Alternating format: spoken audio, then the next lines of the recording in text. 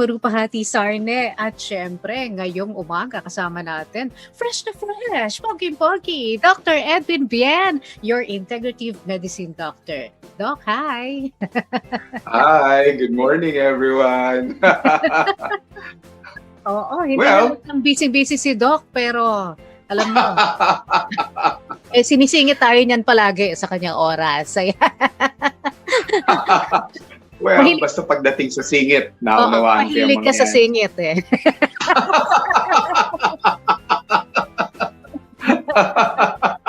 At ngayon, eto, hindi problemang singit ito. Problema ng mga kasukasuan. Ako, daming nagtatanong nito Yeah, tungkol sa usapang bukong-bukong.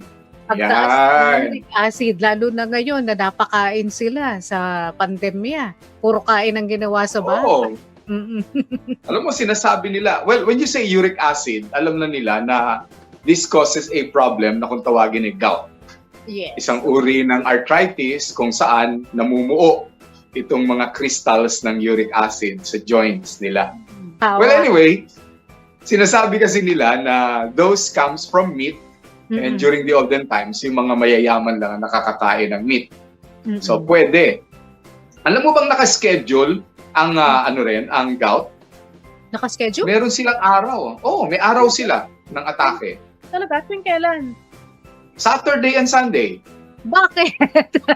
Kasi Friday, inuman time eh. Mamumulutan. Kaya Ito Friday, araw ng munggo. munggo. At saka siyempre sa gabi, karaoke. Sa Sabado, sasakit na yon. Sa Sunday, iiyak-iyak na yon. Ayan.